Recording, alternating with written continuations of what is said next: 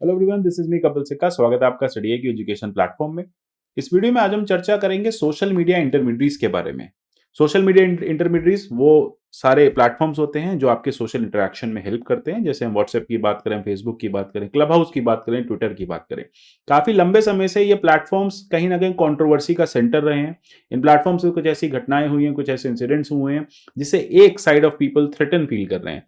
जैसे कि आपने सुल्ली डील्स के बारे में सुना होगा, बुल्ली बाई ऐप के बारे में सुना होगा। आज हम चर्चा करेंगे क्लब हाउस पे कुछ वीक्स पहले हुई इसी तरह के कुछ इंटरैक्शंस की। ये इंटरैक्शंस एक तरफ से कहना है, जो लोग इंटरैक्ट कर रहे थे, जो एनोनिमस लोग थे यहाँ पे, वो ये कह रहे हैं कि हमने तो बस ओपिनियन दिया था। आर्टिकल 19 में हमारे पास फ्रीडम ऑफ स्पीच है। लेकिन ऑन द अदर साइड, क्या आपका फ्रीडम ऑफ स्पीच आपको अलाउ करता है कि आप किसी को थ्रेटन करें और बुली करें? तो जानेंगे इस वीडियो में एग्जैक्टली कि कौन कौन से लॉज हैं जिससे इन सोशल मीडिया इंटरमीडिएट्स की रिस्पॉन्सिबिलिटी बनती है। लेकिन एक तरफ से ये लॉज उनको इवेड भी करा देते हैं। यहाँ पे गवर्नमेंट कुछ नए रूल्स लेके आई थी, उन रूल्स के बारे में जानेंगे और जानेंगे ग्लोबल प्रैक्टिसेस जो हैं वो क्या कहती हैं। आपको मेरी हर वीडियो के पीडीएफ मेरे टेलीग्राम चैनल पे मिल जाएंगे। आप मुझे ट्विटर पे फॉलो कर सकते हैं। देखिए, यहाँ पे कुछ ल्यूड कमेंट्स थे मुस्लिम वुमेन्स के अगेंस्ट। यहाँ पे कुछ कम्युनल कमेंट्स थे। यहाँ पे कुछ ऐसे कमेंट्स थे जो कम्युनलिज्म को प्रमोट कर रहे हैं, मुस्लिम वुमेन के अगेंस्ट मिसोजिनी को प्रमोट कर रहे हैं, टारगेट कर रहे हैं।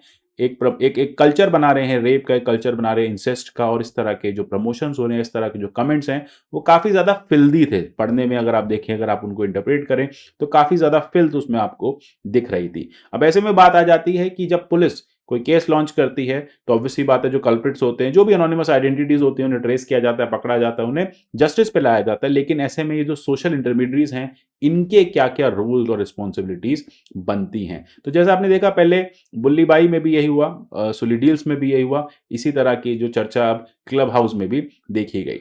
अब पुलिस ने यहाँ पे एक स्विफ्ट एक्शन लिया, लोगों को अरेस्ट किया, उन पे कुछ आईपीसी के सेक्शंस लगाए। जैसे कि 153 ए में यहाँ पे बुक किया गया उन लोगों को जिसमें एनिमिटी को प्रमोट करने की बात की गई दो ग्रुप्स के बीच में, यानी कम्युनल हार्मनी या डिसहार्मनी क्रिएट करने की बात की गई। 295 ए लगाया गया जिसमें डेलिबरेट और malicious act to outrage religious feelings की बात आई। 354 ए लगाया जिसमें एक तरह से सेक्सुअल हेरसमेंट है, क्योंकि सीधा टारगेट यहाँ पे वुमेन थी। साथ ही साथ 354 डी लगाया गया, स्टॉकिंग इंक्लूडिंग ऑनलाइन। 500 डिफेमेशन। 509 कुछ ऐसे वर्ड्स को आपने यूज किया जो मॉडेस्टी ऑफ द वुमेन को आप यहाँ पे खराब कर रहे हैं। तो इसी के चलते जो चार्जेस हैं, ये तो फ्रेम हुए हुए आईपीसी में, लेकिन इसके स्ट्रिंजेंट चार्जेस भी 67 ऑफ आईटी एक्ट में लाए गए। अब चार्जेस में उनको भी इंक्लूड किया जा रहा है जो इस ट्रांसमिशन को बेसिकली प्रमोट कर रहे थे। यहाँ पे उन लोगों को भी लाया जा रहा है कि जो डायरेक्टली रिस्पॉन्सिबल नहीं थे इस तरह के कमेंट्स को बोलने में, लेकिन कहीं ना कहीं इन कमेंट्स को के स्क्रीनशॉट शेयर कर रहे थे, इन कमेंट्स को वो आगे फर्दर सेंड कर रहे थे। अगर हम बात करें सेक्शन 67 ऑफ आईटी एक्ट, वो क्या कहता है? वो पिनलाइज करता है ऐसे पर्सन को जो ऑब्सीन मटेरियल को प्रमोट करता है। ठीक है, वो ऑब्सीन मटेरियल को आगे किसी के पास भेजता है, ट्रांसमिट करता है। अब यहाँ पे जो टर्म है ऑब्सीन और जो टर्म है लेस्विशियस, वहां पे सीधी सी बात है कि ये सब्जेक्टिव है। अब हो सकता है कि जो ऑब्सीन किसी ए पर्सन के लिए हो, वो दूसरे पर्सन के लिए ऑब्सीन ना हो, क्योंकि लोगों का यही कहना है कि हमने तो कोई ऑब्सीन मटेरियल यहाँ पे किया ही नहीं, हम तो केवल चर्चा कर रहे थे, हम केवल डिस्कशंस कर रहे थे, हमने ऐसा कोई भी ऑब्सीन मटेरियल यहाँ पे शेयर नहीं किया। अब देखिए, तो कोर्ट फाइनली डिसाइड करेगा कि एग्जैक्टली क्या हुआ था। लेकिन बात यह आ जाती है कि क्लब हाउस जैसे जो एप्स हैं, इनको कल्पेबल नहीं ठहराना चाहिए, क्योंकि बहुत फ्रीक्वेंट हो गया है, हर बार ऐसा होने लग गया है। और ये कंपनीज इंटरमीडिएट्स के नाम से का नाम लेके बच जाती हैं और इस तरह से अपने ड्यूटीज से वो आगे हट जाती हैं। तो यहाँ पे एक बात आ जाती है कि क्या क्लब हाउस जैसे सोशल एप्स को आपको कल्पेबल या फिर उनको आपको जस्टिस पे लाना चाहिए, कि आपको उनको पिनलाइज नहीं करना चाहिए। देखिए, क्लब हाउस को लेके पहली बार नहीं हुआ है, क्लब हाउस को लेके पहले भी इस तरह से देखा गया है। इनफैक्ट कि यूएस की एक ऐप है, इसके लिए काफी हाइप क्रिएट किया गया था, इन्विटेशन बेस्ड ऐप को लॉन्च किया गया था। इस पे आप ऑडियो इंटरेक्शंस कर सकते थे। जैसे ही ट्विटर को पता चला कि इस तरह की ऐप लॉन्च हुई, तो ट्विटर ने भी वो फैसिलिटी अपने पास या फिर वो जो सिनेरियो वो अपने यहाँ इंटीग्रेट कर लिया, तो अब आप ट्विटर पे भी वो बेनिफिट्स ले सकते हैं।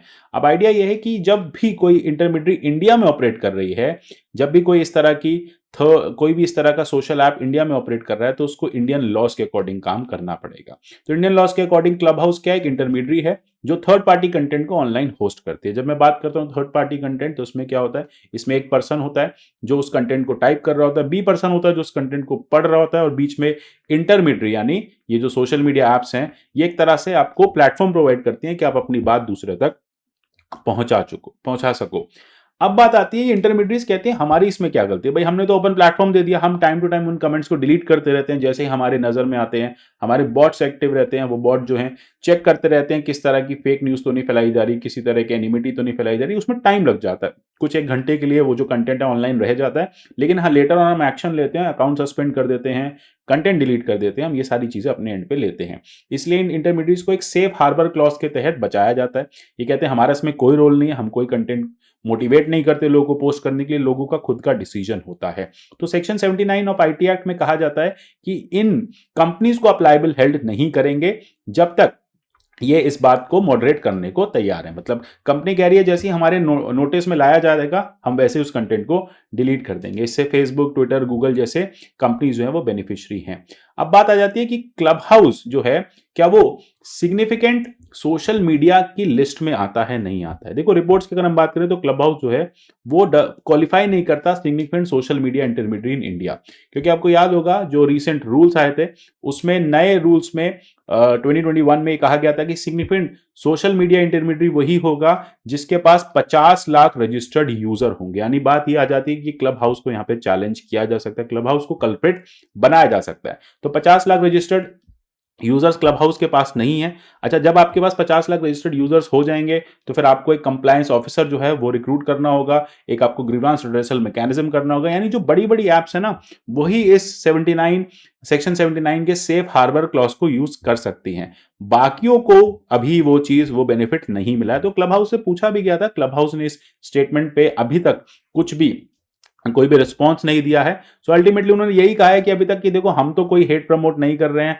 हमारे प्लेटफॉर्म पे लोग अगर इस तरह को यूज करते हैं तो हम जल्दी से उस स्विफ्ट एक्शन लेके उनके अकाउंट्स को डिलीट करते हैं। देखिए बात सिर्फ यहाँ क्लब हाउस की नहीं है, इस तरह की एप्स रोज बनती हैं, रोज अपलोड होती हैं, लोग इसको यूज करते हैं, ये एप्स हटा दी जाती हैं, लेकिन अल्टीमेटली जो फिल्थ है, जो जिस तरह का आप इस बार की चैट देखेंगे, जो टेक्नोलॉजी जो हेट फैसिलिटेट कर रही है, प्रॉब्लम अब वो हो चुकी है सोसाइटी के लिए। अब इस तरह की चैट जो है वो एक तरह से बहुत ज्यादा हेट लेके आ रही है। अगर हम अपने प्रियम्बल की बात करें तो फ्रेटर्निटी की बात करता है, हम अपने कॉन्स्टिट्यूशन की बात करें तो इक्वालिटी की बात करता है, वो जस्टिस की बात करता है। वो कहता है कि जितने भी ग्रुप्स हैं सोसाइटी में, जो भी रिलीजन हो, आर्टिकल 25 में साफ कहा जाता है आपका जो भी रिलीजन हो आप उसको माने, कोई आपको फोर्स नहीं करेगा। सो अल्टीमेटली जो हेट का फैसिलिटेशन है यहाँ पे टेक्नोलॉजी के थ्रू, ये कितना जस्टिफाइड है या फिर इसको कैसे रोके। देखिए ऑब्वियसली बात है, इसका जस्टिफिकेशन तो बिल्कुल आपको नहीं मिलेगा।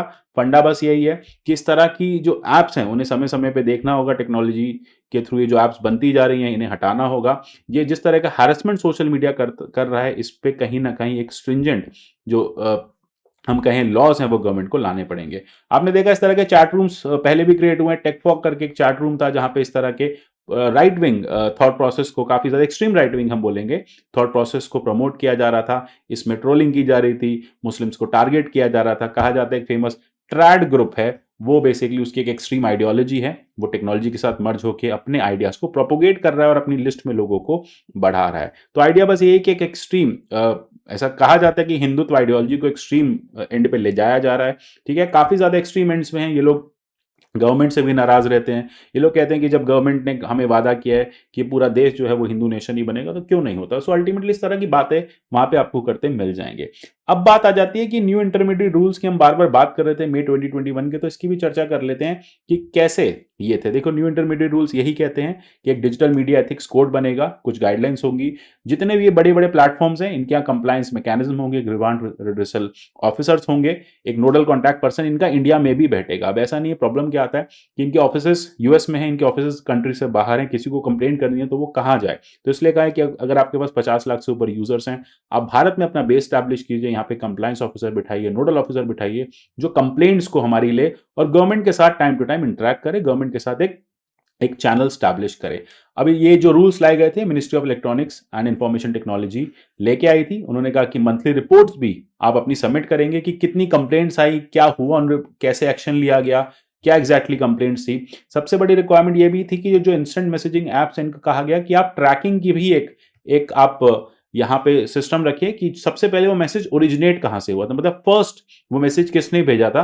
तो आप एक मैसेज जो भी आपके सर्वर पे फॉरवर्ड किए जा रहे हैं तो उसका जो सोर्स था, जहां से वो ओरिजिनेशन सोर्स था, उसको भी अब आप ट्रैक कीजिए। हमें उसकी भी लिस्ट चाहिए, हमें पता चलना चाहिए कि वो मैसेज पहली बार किसने जनरेट किया, किसके नंबर से या किसके अकाउंट से अपलोड हुआ और उसके बाद कैसे कैसे आगे बढ़ा। 79 की चर्चा हम कर ही चुके हैं। 79 में किस तरह से कहा जाता है कि जो इंटरमीडिएट्स हैं इनको प्रोटेक्शन दिया जाना चाहिए, ठीक है। सो अल्टीमेटली बात यही है कि जब तक प्लेटफॉर्म जस्टिफाई कर देता है कि हम तो केवल एक मैसेज, हम एक प्लेटफॉर्म की तरह रहे हैं, मैसेज तो ए और बी ने एक्सचेंज किया है, हमारा रोल सिर्फ इंटरमीडिएट का रहा है, तब तक ये लोग बचे हुए हैं। लेकिन यहाँ बात यही हो जाती है कि हमें ये देखना है कि क्लब हाउस यहाँ पे क्या गूगल या फिर हम बात करें व्हाट्सएप, फेसबुक के कैटेगरी में आता है या नहीं आता है। अब बात करते हैं ग्लोबल नॉर्म्स की। बाकी कंट्रीज इस तरह के हेट को कैसे टैकल कर रही हैं। देखो सोशल मीडिया बढ़ता जा रहा है, यूज बढ़ता जा रहा है। अब आप देखेंगे यूएसए में एक सेक्शन है 230 1996 के कम्युनिकेशन डिसेंसी एक्ट का, उसमें क्लियरली कह दिया गया है कि जो इंटरनेट कंपनीज हैं उनके पास एक सेफ हार्बर है। वहां पे भी यही कहा गया कि देखो आपकी गलती नहीं, आपने एक प्लेटफॉर्म प्रोवाइड किया, लोग कंटेंट पोस्ट कर रहे हैं, लेकिन हाँ जब कंप्लेंट हो तो फिर आपको एक्शन लेना पड़ेगा। अब यूएस लॉ जो है वो एनेबल कर रहा है इन कंपनीज को कि आप ग्लोबल कॉन्ग्लोमरेट्स बनिए, मतलब हम आपको रोकेंगे नहीं, आपके ऑपरेशंस रोकेंगे नहीं, आप दुनिया भर में जाइए, बिजनेस करिए। लेकिन हाँ अगर इस प्लेटफॉर्म पे कुछ कंप्लेंट्स आती हैं तो फिर आप उस पर इंस्टेंट एक्शन लीजिए। इनफैक्ट कहा जाता है कि जो सेक्शन 230 है कम्युनिकेशन डिसेंसी एक्ट का, वो एग्जैक्टली 79 की तरह ही, हमारे सेक्शन 79 की तरह ही है। उसमें यही कहा गया है कि कोई भी प्रोवाइडर या कोई भी यूजर इंटरैक्टिव कंप्यूटर सर्विस का, उसको पब्लिशर ट्रीट किया जाएगा, स्पीकर ट्रीट किया जाएगा अगर वो किसी और इंफॉर्मेशन, बेसिकली अगर वो कोई इंफॉर्मेशन प्रोवाइड कर रहा है provided by some other content provider. मतलब फंडा यही है कि ए पर्सन ने कंटेंट अपलोड किया किसी सोशल मीडिया पे और बी पर्सन ने उसको रीड किया, तो यहां सोशल मीडिया की कोई जिम्मेदारी नहीं रहेगी, उसको भी section 230 of communications decency act of United states में प्रोटेक्शन मिला है। तो ये जो सेफ हार्बर क्लॉज है, इस पे भी आपसे पूछा जा सकता है कि सेफ हार्बर क्लॉज इसमें से किससे रिलेटेड है। तो याद रखिएगा आईटी एक्ट से रिलेटेड है, डिजिटल इंटरमीडिएट से रिलेटेड है, ठीक है। तो इन कंपनीज के साथ सेफ हार्बर क्लॉज लगता है। आशा करता हूं क्लियर हो गया होगा, एग्जाम के सारे पॉइंट्स आपके क्लियर हो गए होंगे, चर्चा का विषय एकदम स्पष्ट था। अब टारगेट प्रीलिम्स 2022 का कोर्स हमारा ऑनलाइन है, लाइव है, जीएस फाउंडेशन लाइव है, इसको परचेज कीजिए, अपनी प्रिपरेशन बेटर कीजिए। मिलते हैं अगले किसी सेशन में, तब तक के लिए good bye, take care and God bless you all.